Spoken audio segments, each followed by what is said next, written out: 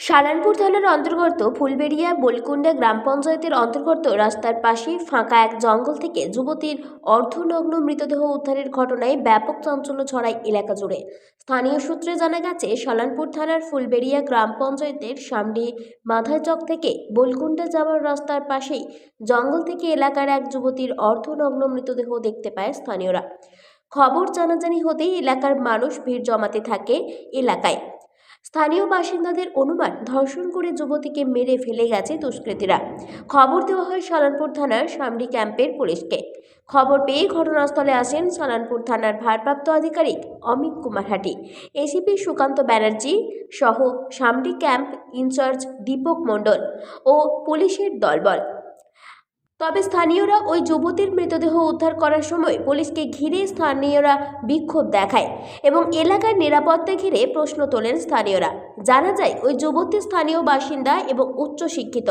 Police যুবতীর মৃতদেহটি উদ্ধার করে ময়নাতদন্তের জন্য পাঠায় আসানসোল জেলা হাসপাতালে। তবে পরিবার সূত্রে জানা যায়, ওই যুবতী মঙ্গলবার সকালে পিকনিকের নাম করে বাড়ি থেকে বের হয়েছিল আর বাড়ি ফিরে আসেনি। বৃহস্পতিবার ওই যুবতীর মৃতদেহ উদ্ধারকে ঘিরে চাঞ্চল্য ছড়িয়ে পড়ে এলাকায়। পুলিশ ঘটনার তদন্ত শুরু করেছে।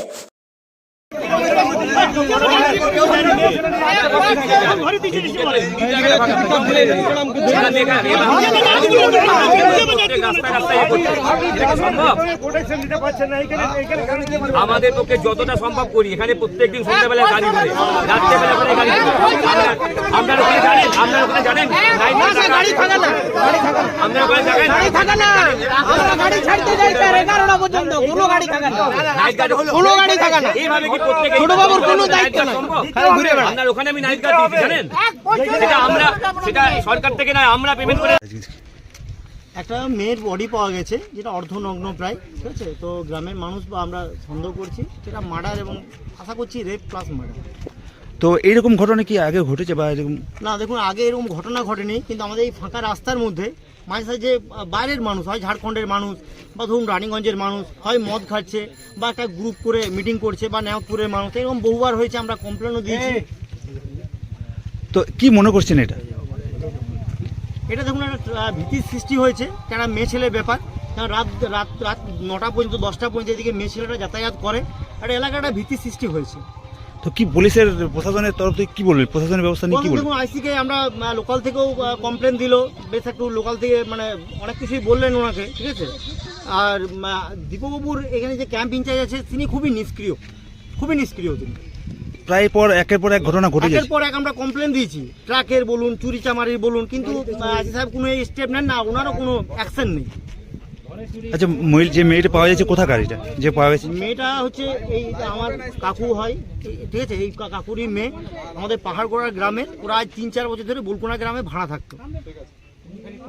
প্রতিদিন 1টার ভিতরে বললে আমি ফতেপুর পিকনিকে যাবো।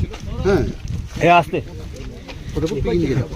আচ্ছা, তারপরে ওর কালকে 3টার সময় আসবার পর ওরা 3টার সময় বাড়ি চলে আসে। তো 3টার পর দেখা যে আসা যায়নি, তখন আমরা একটু সকালবেলাতে বলি ঠিক আছে আগে একটু দেখেন। দেখার পর এই তো সকালবেলা যখন আমরা কি জানতে পারলেন সকালে? জানতে পারলাম যে একটা লাশ পড়ে আছে। দেখতাম, যখন দেখলাম আমারই মেয়ে। কোন জায়গায় এটা পাওয়া গেছে? এটা বলকুন রাস্তা, ফুলবেড়িয়া জঙ্গল। কি মনে হচ্ছে আপনার?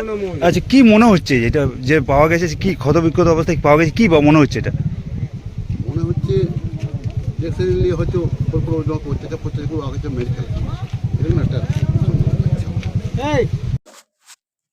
সালানপুর থেকে সঞ্জয় দেবের রিপোর্ট, 99 নিউজ বাংলা।